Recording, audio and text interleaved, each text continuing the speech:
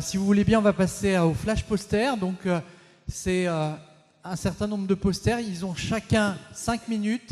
Il n'y a pas de questions. Les questions, vous les adressez au poster auprès d'eux.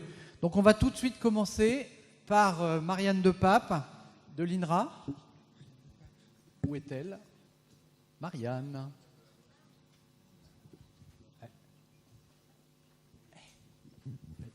Bon. Elle est où, Marianne? Ouais.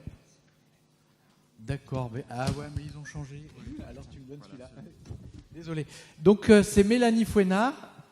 Influence du microbiote intestinal sur la balance hédoniste-homéostasie lors du passage à un régime obésogène chez le rongeur.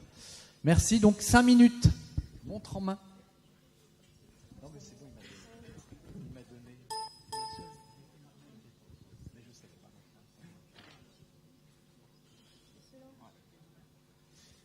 pas. Hop, c'est parti.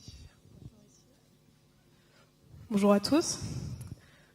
Donc, je suis Mélanie Fouénard, je suis doctorante en première année de thèse à l'INRA et je vais vous présenter donc de premiers résultats autour de l'influence du microbiote intestinal sur le maintien de l'homéostasie énergétique, donc chez le rongeur, lors du passage à un régime obésogène. Donc, l'obésité et le surpoids constituent aujourd'hui un problème de santé publique majeur. Chez l'individu en surpoids, on observe un déséquilibre de la balance énergétique, c'est-à-dire entre les dépenses énergétiques et les apports énergétiques nécessaires.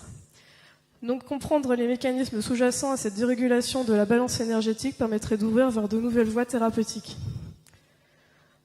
Donc, dans ce contexte, nous avons décidé de travailler sur le modèle rongeur soumis à un changement de régime alimentaire.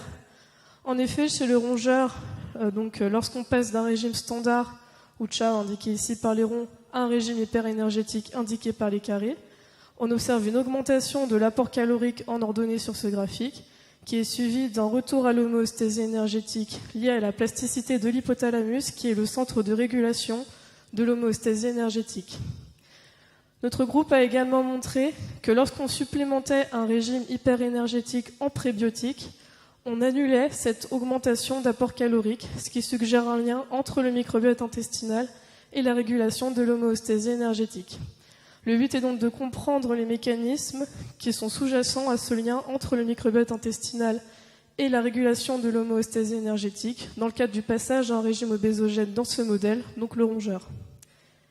Pour cela, une première expérience a été menée donc sur des rats conventionnels, d'une part pour étudier les modifications du microbiote intestinal et de celles induites dans l'hypothalamus, Donc ceci par séquençage CESS du microbiote sécal et par métabolomique de l'hypothalamus, donc sur des rats, euthanasie à différents temps avant passage au régime hyperénergétique et après passage au régime hyperénergétique.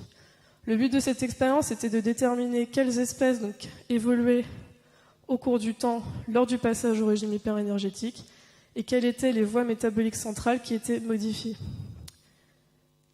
Donc, en ce qui concerne la diversité du microbiote intestinal, on observe une diminution de la diversité alpha, ainsi qu'une modification des communautés bactériennes d'un jour de régime hyperénergétique. L'abondance des lactococcus, entre autres, et des Escherichia était significativement augmentée dès un jour de régime hyperénergétique, tandis que celle des lactobacillus, entre autres, diminuait significativement. Également, entre 1 et 2 jours de régime hyperénergétique, l'abondance des Erysipelatoclostridium Pélatoclostridium et des Alloprevotella était significativement impactée. L'étude des hypothalamus de ces rats a montré que l'abondance d'environ un quart des métabolites parmi les 527 qui ont été détectés était significativement impactée, et ceci tout au long de l'étude. Parmi ces métabolites, certaines voies impliquées dans l'inflammation, telles que l'homéostasie redox, mais aussi le métabolisme du tryptophane ou encore le métabolisme de l'arginine, étaient significativement impactées par le changement de régime. Dans un second temps, afin de déterminer l'impact de l'absence de microbiote intestinal sur la régulation de l'homéostasie énergétique, donc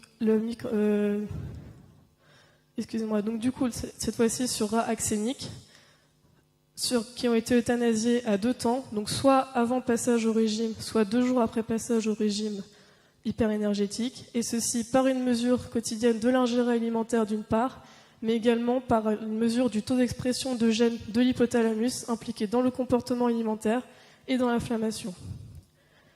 Les résultats montrent d'une part que l'apport calorique donc des rats axéniques, qui sont ici, donc les ronds vides, était significativement diminué sous régime hyperénergétique par rapport à celui des rats conventionnels sous régime hyperénergétique. En ce qui concerne la régulation de l'expression de gènes, donc notamment impliqués dans le comportement alimentaire tel que AGRP, on observe notamment chez les rats axéniques sous régime standard une augmentation initiale de ce taux d'expression par rapport aux rats conventionnels sous régime standard, qui est ensuite significativement diminué après passage au régime hyperénergétique. Ce qui suggère donc un rôle inhibiteur de la présence d'un microbiote intestinal sur l'expression donc de gènes impliqués dans le comportement alimentaire dans l'hypothalamus, à la fois au niveau basal, mais également au moment du challenge de cette homéostasie. Donc, tous ces résultats mis ensemble suggèrent un lien entre le microbiote intestinal et la régulation de l'homéostasie énergétique qui succède à un changement de régime.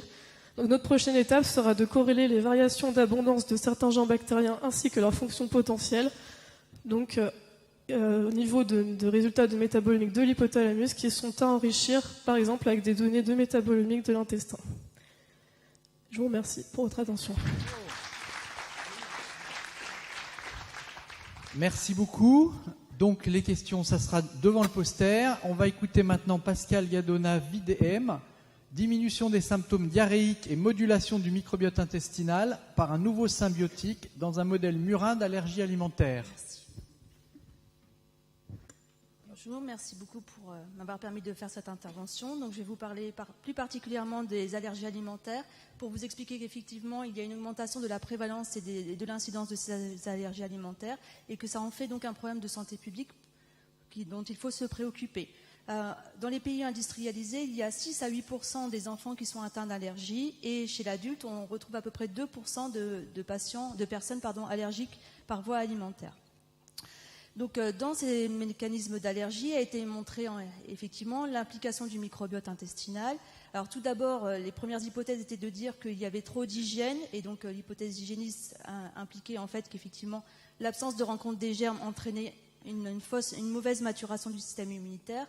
Et de nos jours, on parle plutôt en fait d'hypothèse des vieux amis, c'est-à-dire qu'on ne rencontre plus par exemple des vers ou certaines bactéries telles que Bacteroidetes fragilis, tout du moins au début de notre vie. Donc en tout état de cause, il y a un manque de maturation du système immunitaire, mais on ne sait pas à ce jour dire si c'est la cause ou la conséquence. En tout cas, de nombreuses études doivent encore être menées là-dessus. Donc notre objectif de travail était de mettre en place un modèle d'allergie alimentaire afin de voir si on pouvait s'il y avait une modulation du système immunitaire et ensuite de tester un symbiotique, donc c'est-à-dire un mélange de souches probiotiques, donc bactéries et levures et un prébiotique, qui l'ensemble fait un symbiotique, pour voir si on était capable de rétablir un état dit de biose. Donc pour ce faire, on a utilisé en fait des souris qu'on a sensibilisées par voie intrapéritonéale, donc dans un modèle d'allergie à l'œuf, donc on a utilisé de l'ovalbumine. Et ensuite, dans un second temps, donc des groupes ont été constitués bien sûr, on a donné en fait le symbiotique en prévention, ce qui est un peu original, on va dire, par rapport à la littérature, puisque souvent on donne en conséquence pour essayer de moduler et de rétablir les problèmes liés aux allergies, notamment pour limiter les signes cliniques, etc. Donc là, on a donné en prévention, et ensuite on a réalisé en fait des provocations, donc à des quantités assez importantes, puisqu'on a fait 6 provocations consécutives. Et ensuite, à l'issue de ça, on a donc sacrifié nos animaux et évalué le score diarrhéique tout au cours du temps des provocations. Et ensuite, on a regardé évidemment si nos animaux étaient allergiques. On a analysé le sécom de ces animaux à l'issue de ces manipulations. Donc, quand on regarde en fait les animaux, donc je ne vous ai pas présenté tous les résultats. Donc, bien sûr, les animaux sont bien allergiques. On l'a bien validé en analysant le taux d'IgE qui était produit. Mais on a regardé un élément important, c'était les scores diarrhéiques. Et ce qu'on a pu observer en fait ici, c'est que, alors que je ne fasse pas de bêtises, Donc je vais vous montrer avec la souris, voilà. Donc ici, ok, pardon. Donc en fait, ici, ce qu'on a pu observer, c'est qu'on avait un retard d'apparition des diarrhées chez les animaux qui étaient traités avec le symbiotique, donc c'est ASY. Bien sûr, les contrôles, on ne voit aucun effet, on n'a pas de diarrhée observée. Et les animaux allergiques non traités par le symbiotique, en fait, sont présents ici. Donc on a un retard, et au fil du temps, on a aussi observé en fait, qu'il y avait en fait, une tendance à avoir moins d'animaux. En tout cas, les scores qu'on obtenait étaient moins importants, moins virulents, donc avec des diarrhées moins, entre guillemets, moins importantes, moins liquides et contenant moins de mucus. Donc, je ne vous ai pas présenté les scores anaphylactiques, mais il y a eu aussi un effet sur les scores anaphylactiques. Donc maintenant, si on s'intéresse au niveau du microbiote intestinal, donc qu'est-ce qu'on observe? En fait, on observe qu'il y a 2 phyla majoritaires qui sont en fait qui sont touchés. Donc, on a les firmicutes qui, chez les animaux allergiques, contrôle ou non, c'est-à-dire non traités ou traités avec les symbiotiques, on a une diminution du taux de firmicutes et une augmentation du taux de verrucomicrobia. Donc, si on s'intéresse plus particulièrement aux populations, donc effectivement, toutes les populations ont tendance à diminuer chez les firmicutes, sauf une qui nous a interrogés et qui est de la famille des Erysipelotricacées, pas toujours évident à dire. Donc, en fait, on observe ici, chez les animaux qui sont allergiques non traités, une augmentation de cette population. Et on voit que le fait d'avoir traité avec des symbiotiques, en fait, avait tendance à empêcher cette population de ces Erysipelotricacées. En parallèle, quand on regarde les Akkermansia mucinifila qui font partie du phyla des verrucomicrobia, on voit bien une augmentation chez les animaux traités, normalement liée à la synthèse de mucus qu'on a pu observer ici. Et chez les animaux traités par le symbiotique, on a plutôt un retour à l'état initial. Donc on a pu voir ici, constater qu'il y avait une population pro-inflammatoire qui était liée en fait à l'apparition des allergies. Et donc il va falloir creuser. Et bien sûr, en fait, un effet, on va dire plutôt anti-inflammatoire des verrucomicrobiacées. Donc maintenant, pour valider cet élément, en fait, il nous reste bien sûr beaucoup de choses parce qu'on a constaté, on a observé des choses sur le microbiote, mais il va falloir le relier avec les éléments notamment liés aux lymphocytes, notamment les facteurs de transcription, les cytokines libérées dans le sang, l'évolution de la muqueuse intestinale, donc bien relier la morphologie à ce qu'on a pu observer, et bien sûr la détection des mucines. Donc je vous remercie de votre attention, c'est pas toujours évident, c'est court. Donc, et je remercie tous mes partenaires. Merci beaucoup, c'était très clair. Donc on va passer à Manon Gaul de BASF Beauty Care Solutions, Investigation and Modulation of Skin Colonization using a 3D Microbiotic Model. The floor is yours. Merci, je ne vais pas la faire en anglais. Donc bonjour, donc Manon Gaul. Donc je pense que je vais être la première aujourd'hui à parler de microbiote cutané. Et je ne vais même pas parler de métagénomique, je vais vous parler de modèles vitraux qui nous permettent d'étudier justement ce microbiote cutané. Donc notre contexte, donc BASF, BCS, on est fournisseur d'actifs pour l'industrie cosmétique et donc la cosmétique de demain et même maintenant d'aujourd'hui s'intéresse à favoriser et protéger notre flore cutanée. Et donc on va étudier cette flore. Donc on va l'étudier vers différents mécanismes. Donc on va étudier sa croissance, la formation de biofilms, d'impacter différents stress comme des UV ou la pollution. Et le but aussi est de quand même faire de la recherche un peu plus profonde, qui sont les interactions entre les cellules humaines et les bactéries, que ce soit au niveau de leur adhésion sur la peau, de leur croissance, de la virulence de certaines souches et de l'inflammation. Donc là, un des premiers modèles qui est de la coculture, donc en tubo. Donc on réalise des cocultures de différentes souches de la flore cutanée, un contrôle versus la présence d'un ingrédient. Et notre but est de voir les différentes variations qu'il peut y avoir entre le contrôle et la présence de l'ingrédient. Bien sûr, pour l'industrie cosmétique, on va favoriser les bactéries bénéfiques par rapport aux bactéries pathogènes opportunistes. Donc là, c'est un autre modèle qui est un peu plus complexe, avec qui on travaille en prestation. Donc c'est avec Biofilm Control. Donc je vous expliquerai la technique pour évaluer la formation du biofilm si vous venez me voir après. Et donc le but c'est d'évaluer en fait la formation des biofilms au niveau de la peau et l'impact que peut avoir différents ingrédients sur cette formation de biofilm. Donc quelque chose qui nous intéresse plus particulièrement, surtout en ce moment, c'est l'impact que peut avoir la pollution, parce que la flore cutanée est la première concernée sur la pollution. Donc on met en place un système où on évalue la cytotoxicité des polluants face à différentes bactéries de la peau.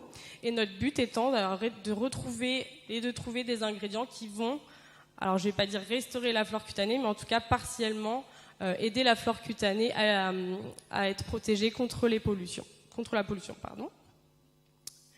Ensuite, on va avoir des modèles un peu plus complexes. Donc là, on va essayer de comprendre les relations entre les cellules humaines, donc qui sont les kératinocytes, et certaines bactéries. Donc là, c'est un test qui est réalisé avec du Staph aureus. Et donc, bien sûr, lorsqu'on met du Staph aureus en présence de kératinocytes, on va induire une inflammation qui va être un relargage d'IL-8. Et bien sûr, on va essayer de trouver des ingrédients qui vont diminuer cette inflammation.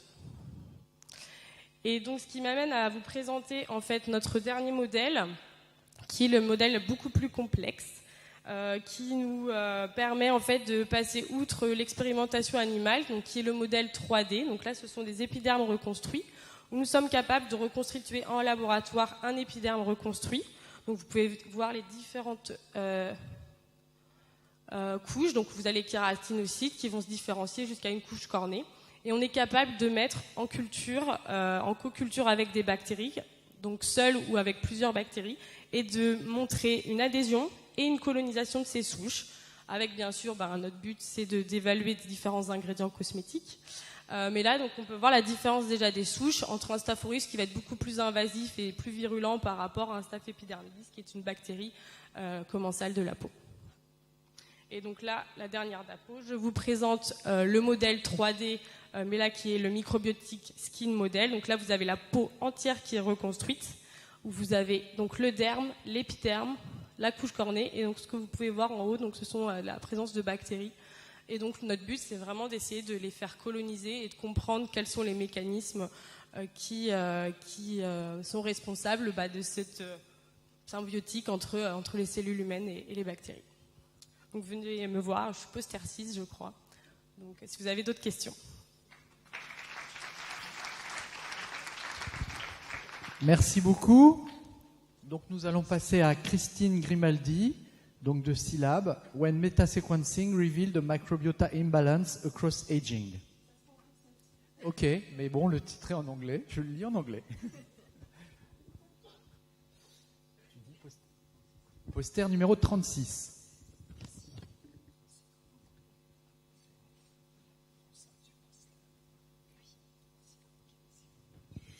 Bonjour à tous. Alors, je remercie le comité scientifique de nous permettre de présenter les travaux que nous avons menés sur une étude in vivo sur le microbiote cutané. Donc là, je remercie Manon d'avoir fait l'introduction à notre travail. Donc en fait, je travaille pour Scilab, qui est une entreprise d'ingrédients cosmétiques en Corrèze. Donc le microbiote cutané, alors je vais faire simple, c'est un peu comme beaucoup de microbiotes. Il y a énormément d'études qui sont réalisées sur les peaux malades compromises, telles que le psoriasis, l'acné, la dermatite atopique et j'en passe. Et il y a très peu de choses qui sont connues sur les peaux saines. Donc parmi les paramètres qui peuvent influer sur les peaux saines, il y en a pléthore. Nous, on a choisi de s'attacher à l'impact du vieillissement sur les peaux saines. Et donc, dans cette thématique, on était les premiers à nous intéresser à la composition du microbiote dans une peau saine des peaux caucasiennes. Parce qu'il y avait des études qui avaient été faites, mais sur des peaux asiatiques. Donc voilà, alors pour cela, nous avons réalisé des prélèvements par écouvillonnage sur le visage de 34 volontaires, d'âge moyen, de deux groupes différents, donc répartis entre deux groupes différents. Et donc nous avons analysé le microbiote des communautés bactériennes par la technique Illumina et par le pipeline qui est indiqué ici. Donc on voit qu'au niveau alpha diversité, En fait, on n'a pas de différence au niveau richesse des communautés bactériennes entre les jeunes et les âgés. En fait, on n'a pas de différence significative.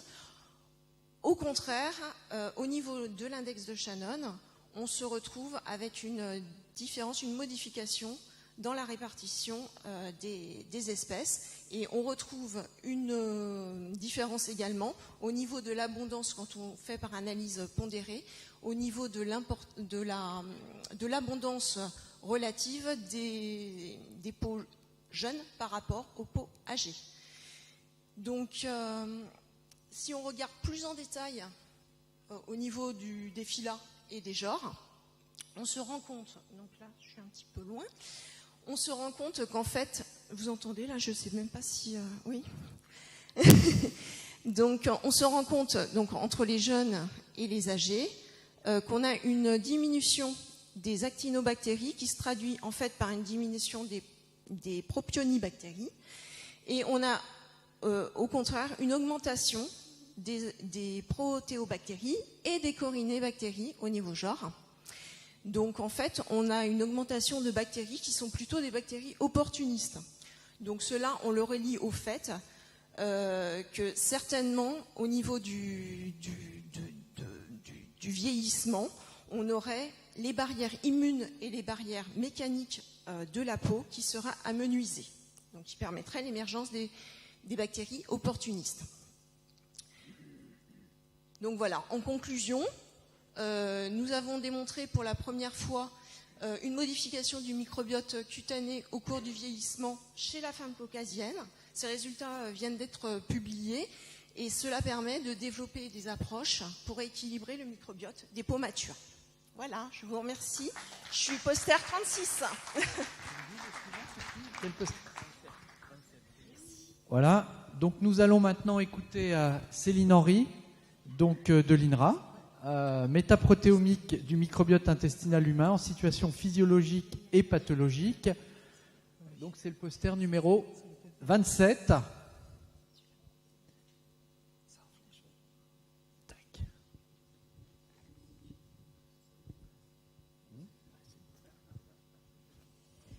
Bonjour.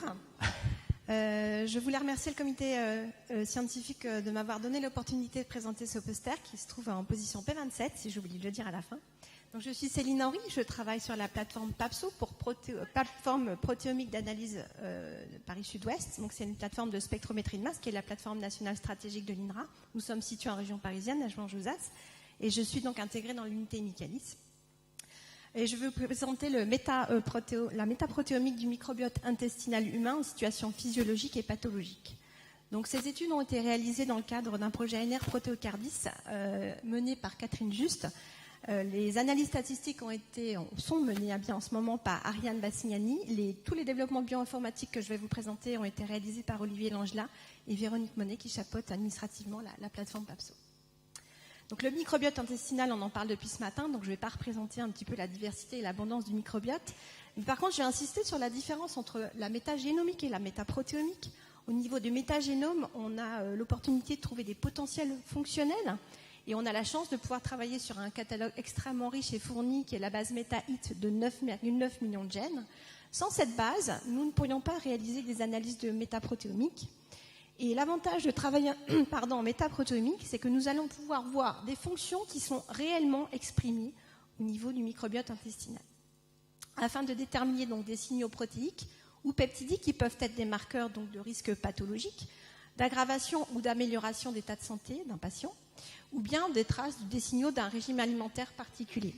Et je vais vous présenter le pipeline de métaprotéomique qui a été mis au point sur la plateforme PAPSO. Et en fait, vous allez voir qu'à quasiment tous les niveaux, il y a un challenge technique derrière. Et c'est pour ça qu'il y a très peu d'analyses de métaprotéomique qui sont réalisées, puisque à chaque étape, finalement, c'est une grosse mise au point.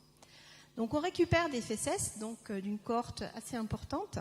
Donc ici, sur Proteocardis, nous avions 270 individus sur lesquels nous avons récupéré ces fesses. Et Catherine Juste a travaillé à la fois sur la partie cytoplasmique et à la fois sur la partie enveloppe, ce qui normalement ferait 540 injections au total, donc ça fait déjà une bonne cohorte. En plus, on a rajouté évidemment des tests pris au hasard au niveau répétabilité technique. Donc au total, on arrive à quasiment 700 injections pour cette cohorte. Une fois au niveau des FSS, une fois qu'on a réalisé donc ces isolations de FSS, ils sont séparés donc au niveau de gradients dixanol, qui sont des gradients qui visent à purifier donc ces bactéries. Ensuite, on sonique pour casser un petit peu ces cellules et récupérer ici les bactéries. Ensuite, on fait une ultracentrifugation pour séparer les cytoplasmes et les enveloppes. Et ensuite, on réalise une analyse protéomique, j'allais dire classique, mais qui demeure challenging aussi à quasiment toutes les étapes. Donc ici, par rapport à la préparation de l'échantillon, je voulais dire que c'est un gros savoir-faire. Donc dans Micalis et dans Papso, avec Catherine Just notamment.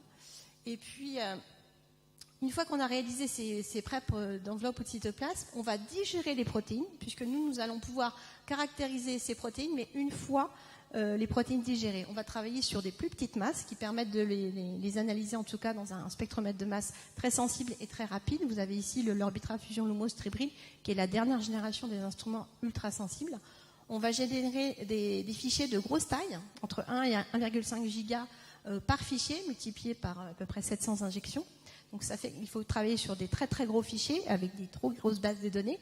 Du coup, il n'y avait aucun logiciel de disponible qui était capable de traiter ce genre de données.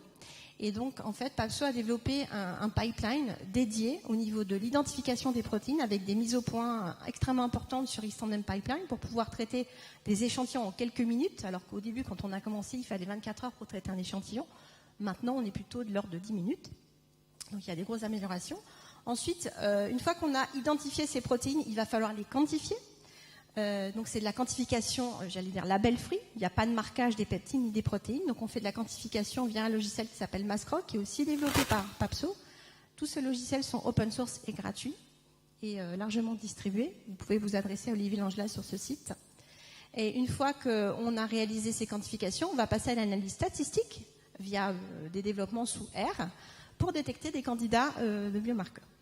Donc l'étape ici, challenging, c'était de travailler sur la base de 9,9 millions, avec, à titre comparatif, je vous ai mis ici un peu la taille lorsqu'on travaille sur des cellules humaines, où on a 140 000 protéines, donc le challenge n'est pas du tout le même.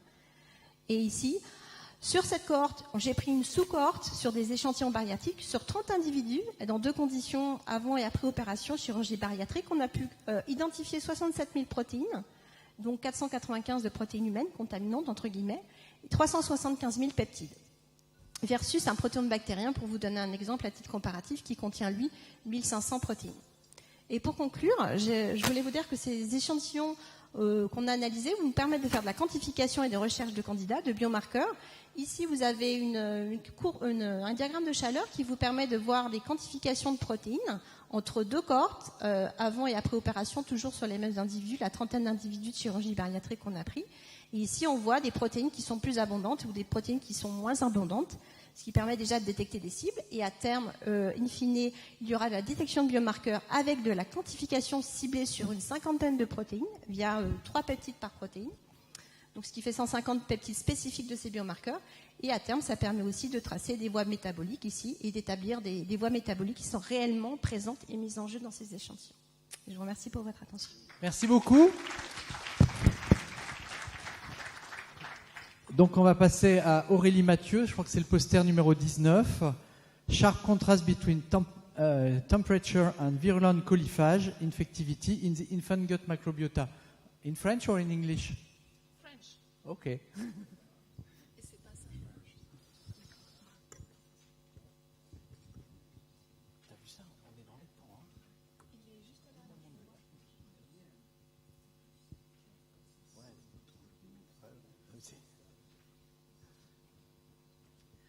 Bonsoir. Je vais vous parler des coliphages, du microbiote intestinal des enfants. Alors aujourd'hui, on a beaucoup parlé des bactéries, du microbiote intestinal, et on n'a pas parlé des bactériophages. Les bactériophages, ce sont les virus qui infectent les bactéries. Or, les bactériophages sont très présents dans le microbiote intestinal. On estime qu'il y a un phage pour une bactérie. Alors c'est très grossier, mais on estime qu'il y a un phage pour une bactérie dans le tube digestif. Et de par le fait qu'ils sont capables de lyser les bactéries, depuis quelques années, on se pose la question du potentiel rôle de ces phages comme perturbateurs de la composition du microbiote intestinal. Alors, les travaux actuels qui travaillent sur les phages dans le microbiote intestinal sont essentiellement des travaux réalisés sur les séquences phagiques. Et à l'heure actuelle, on ne sait pas, à partir des séquences phagiques, on a beaucoup de mal à identifier un phage avec son hôte. Et on ne sait encore moins faire, on ne sait pas quel est l'impact de ce phage sur cet hôte. C'est pourquoi, au laboratoire de Marie-Agnès Petit, j'ai développé une approche par culture omique que j'ai testée sur une cohorte de 700 enfants, où des échantillons fécaux ont été prélevés pendant la première année de vie. Et pendant cette période, la bactérie Escherichia coli étant une bactérie dominante du tube digestif, j'ai tout d'abord travaillé sur les coliphages, donc les phages qui infectent cette bactérie. Donc savoir quelle quantité de coliphages il y a dans le microbiote intestinal des enfants et quel est l'impact de ces coliphages sur la population naturelle d'Escherichia coli. Donc j'ai réalisé cette étude via deux approches complémentaires. D'une part, l'étude des coliphages tempérés produits par les souches naturelles d'Escherichia coli isolées à partir des fécès d'enfants. Et donc les coliphages tempérés, ce sont les phages qui sont en état de dormance dans les bactéries et qui peuvent s'induire. D'autre part, l'étude des coliphages tempérés, mais aussi virulents. Alors virulent, c'est la forme qui n'a pas d'état de dormance. Donc l'étude des coliphages tempérés et virulents qui sont présents dans les échantillons fécaux. Et je vais vous présenter les principaux résultats pour ces deux approches. Alors, pour ce qui concerne les coliphages tempérés produits par les souches naturelles d'Escherichia coli, la première question, c'est de savoir quel est le nombre de souches productrices de ces phages. Donc j'ai travaillé sur une collection de 2000 souches Escherichia coli, isolées des fécès d'enfants de cette cohorte. Et sur ces 2000 souches, on voit que 62,2% des souches naturelles contiennent des phages tempérés actifs dans leur environnement et en absence de stress. Et si on regarde ce pourcentage pendant la première année de vie, on voit que ce pourcentage se maintient, ce qui veut dire que ces souches productrices de phages sont très présentes. Alors la question qui suit est de savoir quel est l'impact de ces phages tempérés qui sont très présents dans le microbiote des enfants. Alors pour savoir, j'ai testé 75 phages tempérés issus de ces souches. Pour leur capacité à infecter, 75 souches naturelles d'Escherichia coli, récupérées des fécès d'enfants au même âge, mais de telle sorte que les phages et les souches viennent d'enfants différents, ils ne se soient jamais rencontrés. Et ce graphique représente les résultats, où on voit les carrés orange pour les infections positives, c'est-à-dire lorsqu'un phage infecte une bactérie, entre les phages qui sont en X et les bactéries en Y. Et ce que l'on voit clairement ici, c'est qu'il y a peu de carrés orange, donc peu d'infections positives, ce qui veut dire que les phages tempérés sont produits, mais sont peu, voire pas infectieux sur la population naturelle du microbiote intestinal des enfants. Ok, donc maintenant, qu'est-ce qu'on récupère au niveau des échantillons fécaux, au niveau de ces coliphages?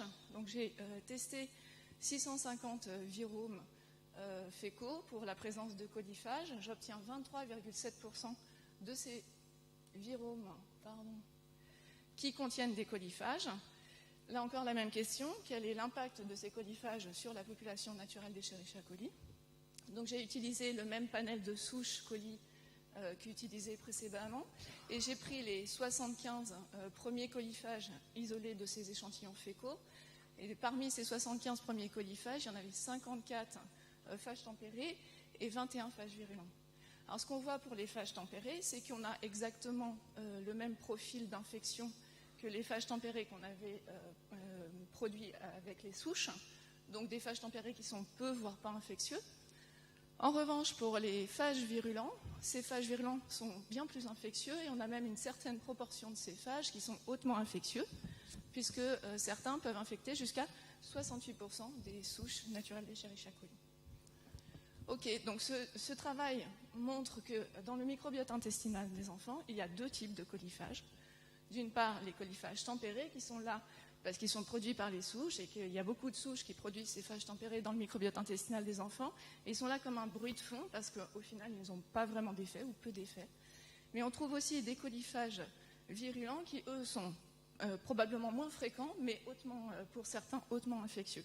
Et c'est certainement ceux-là qu'il faut étudier pour savoir s'ils perturbent ou pas la composition du microbiote intestinal des enfants. Et donc, de manière plus globale aussi, ça veut aussi dire que tous les phages n'ont pas le même impact sur la population cible et qu'il faut des approches comme la culture omique pour identifier les phages qui sont les plus impactants au niveau de la composition du microbiote. Voilà. Je vous remercie. Merci. Merci beaucoup. Donc maintenant, Aurélie Mathieu, je crois que c'est le poster numéro... Aurélie Moras, pardon, poster numéro 8 de l'Université Paris-Descartes, A New Bifidobacteria Expression System for the Production and Delivery of Heterologous Proteins. En français, en anglais ? En français. En français, bon. Donc toujours 5 minutes. Donc bonjour et merci au comité de me laisser présenter ce travail qui va donc porter sur la création d'un système d'expression spécialisé pour les bifidobactéries pour produire et délivrer des protéines hétérologues. Donc l'utilisation de bactéries comme vecteur, c'est pas une idée nouvelle. Par contre, pour les bifidobactéries, c'est beaucoup plus compliqué et en fait, il y en a très peu. Alors que ce sont des bonnes candidates pour délivrer des protéines parce que certaines des souches ont des propriétés probiotiques reconnues, elles ont un statut grasse et en plus elles sont adaptées au système digestif humain. Par contre, les bifidobactéries sont anaérobies, donc ça peut poser des problèmes au niveau de la culture et en plus elles sont assez complexes à manipuler génétiquement. Nous avons choisi donc l'IL-10 comme cytokine parce que c'est une cytokine anti-inflammatoire et qui a été exprimée avec succès dans différentes bactéries lactiques. Avec un effet bénéfique dans le traitement de la colite. Donc, nous avons choisi cette protéine parce qu'elle va nous permettre de faire la preuve de concept de l'efficacité de notre système dans un modèle de colite murin. Donc, dans un premier temps, nous avons créé 2 plasmides. Tous les deux ont un promoteur inductible au stress. Et pour l'un, nous avons un signal peptide EXP4 qui vient d'un Lactococcus lactis. Et pour le deuxième, nous avons un signal peptide 1181 qui vient d'un longum. Nous avons transformé 3 souches de bifidobactéries avec le peptide EXP4, donc un bifidum, un brevet et un longum. Et nous avons choisi de continuer à travailler avec l'ABS42 bifidum. Nous l'avons donc transformé avec le deuxième plasmide et nous avons regardé la sécrétion de l'IL-10 sous différents stress, donc température, pH, sel et acide biliaire. Et comme vous pouvez le voir sur cette figure-là, on a une très nette amélioration de la sécrétion avec notre peptide signal 1181. Nous avons ensuite choisi de tester donc, nos 2 souches recombinantes en BS42 dans un modèle de colite à inflammation bas niveau. Donc, nous avons choisi des Black 6, nous avons fait une injection intrarectale de DNBS pour induire les colites. Après une période de récupération, il y a une deuxième injection intrarectale de DNBS pour réactiver les colites.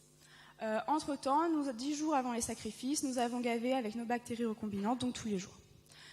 Nous avons 5 groupes. Le premier groupe, c'est le groupe contrôle shame qui reçoit de l'éthanol et du PBS. Le deuxième groupe, notre contrôle positif, qui reçoit du DNBS et du PBS. Et ensuite, nous avons 3 groupes qui reçoivent la bactérie wild type, et la bactérie ayant le plasmide 1181 et UXP4.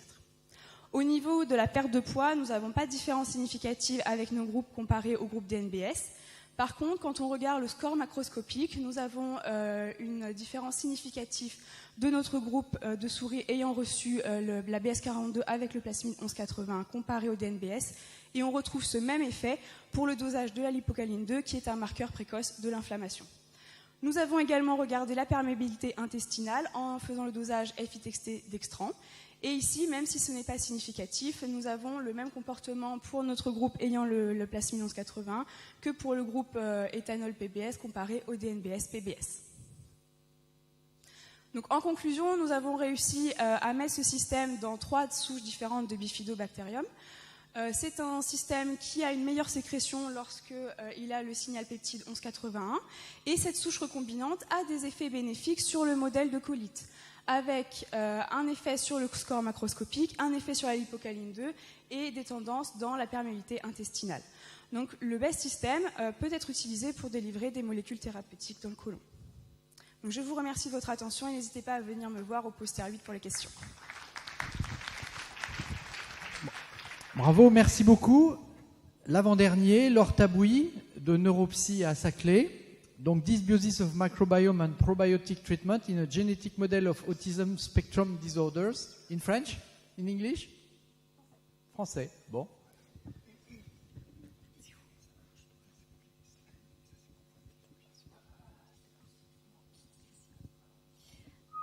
Bonjour à tous.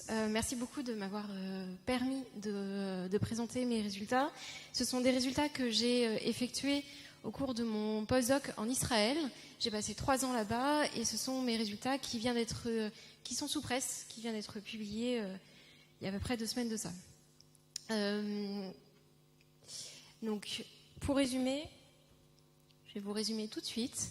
En fait, dans cette étude, nous avons mis en évidence que lorsque nous comparons des modèles knockout, des modèles mutés par rapport aux modèles contrôle, que l'axe intestin-cerveau dans l'autisme était altéré, que nous avons une composition microbienne qui était différente, que nous avons une différence d'expression au niveau de certaines cytokines au niveau du sang et que nous avons une différence d'expression de certains neurotransmetteurs au niveau de certaines zones du cerveau. Et que tout cela a une vraie corrélation entre la composition microbienne et puis les autres différences d'expression. Nous avons du coup décidé de donner en gavage un probiotique qui existe en pharmacie, qui est le Lactobacillus rhetori, afin de voir ce que ça pouvait faire. Nous avons donné des Lactobacillus rhetori à des souris knockout et nos contrôles sont des souris knockout n'ayant pas eu de bactéries. Nous avons alors remarqué qu'il y avait une modification du comportement social et des comportements répétitifs étaient moins nombreux, que les souris étaient beaucoup moins stressées et que toutes ces différences étaient gender, âge, génétique dépendant.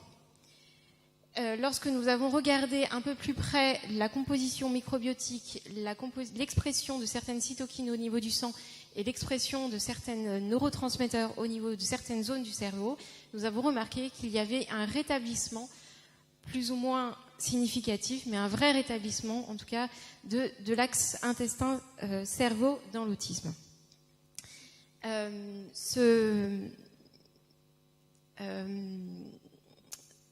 Juste pour vous expliquer, je vous expliquerai vraiment de fond en comble les résultats sur mon poster.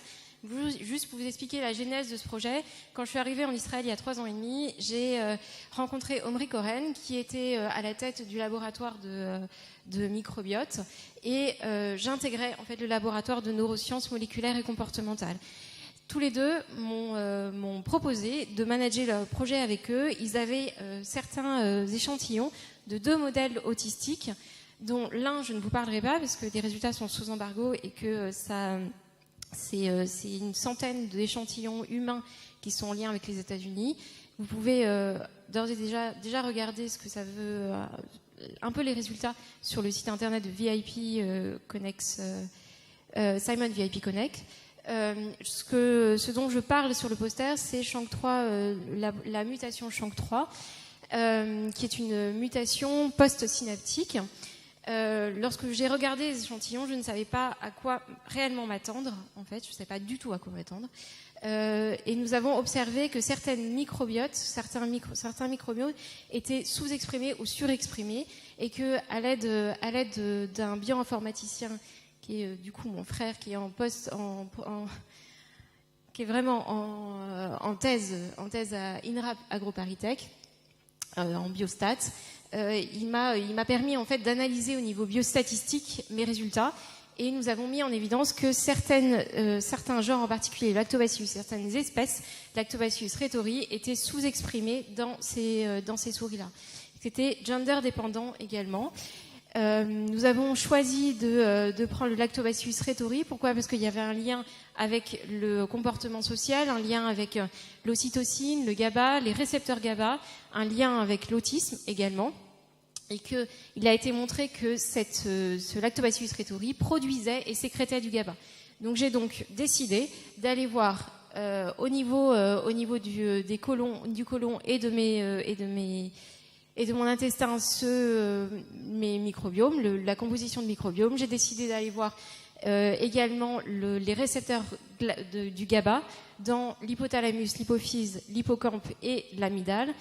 La composition de l'ocytocine, l'expression d'ocytocine, mais également l'expression du glutamate.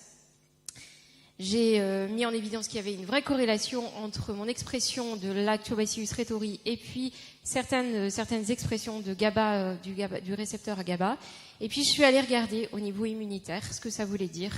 Voilà. Et puis j'ai traité mes souris par Lactobacillus rhetori, et j'ai remarqué qu'au niveau comportemental, il y avait une différence sexe-dépendante. Donc un mâle et une femelle ne réagissent pas de la même façon à ce probiotique. Et puis je suis allée regarder mes études système immunitaire au niveau du sang, ma composition au niveau microbienne, et puis les récepteurs du GABA au niveau du cerveau, et donc en QPCR et en Western blot. Voilà. Merci.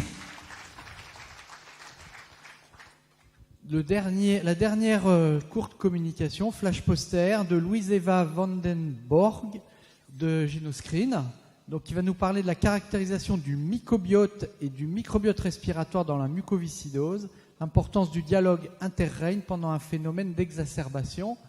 5 minutes. Bonsoir. Je remercie dans un premier temps le comité d'organisation de me permettre de présenter à l'oral mon poster qui traite du caractéristique. Pardon, excusez-moi, c'est bon là ? Qui traite du caractéristique du mycobiote et du microbiote respiratoire dans la mucoviscidose, avec un intérêt porté au dialogue bactéries-champignons. Il s'agit d'un travail collaboratif entre Genoscreen et l'équipe INSERM CRCTB hébergée sur l'Université de Bordeaux. Donc la mucoviscidose, qui est une maladie autosomique récessive grave, on compte une naissance sur 2500 à 4000 dans la population caucasienne, et elle est liée à une mutation sur le gène CFTR qui entraîne une accumulation de mucus dans différents organes, mais notamment au niveau respiratoire.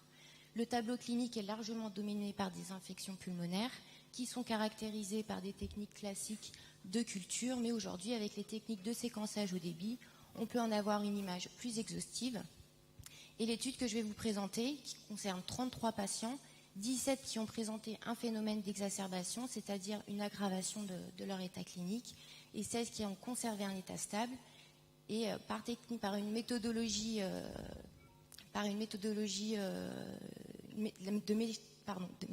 de métagénomique ciblée, à partir du gène 16S pour les communautés bactériennes et ITS pour fongiques, on a tenté de corréler l'état clinique des patients à leur communauté microbienne en s'intéressant aux interactions bactéries et champignons. Donc on s'est intéressé dans un premier temps à la richesse bactérienne associée à un paramètre d'une performance respiratoire qui est le VEMS1, ici, ou FEV en anglais, pour volume expiratoire maximal en 1 seconde. Et on a observé une diminution de la richesse bactérienne associée à une valeur de VEMS1 les plus faibles. Les patients étant classés en 3 groupes, avec les points rouges, ceux qui présentent cette performance respiratoire la plus faible, et en vert plus élevé, donc un état clinique plus favorable.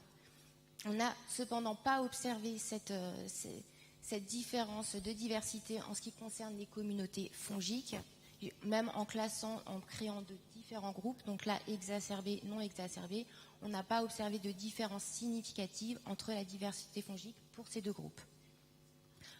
On s'est donc intéressé à investiguer les interactions bactéries-champignons.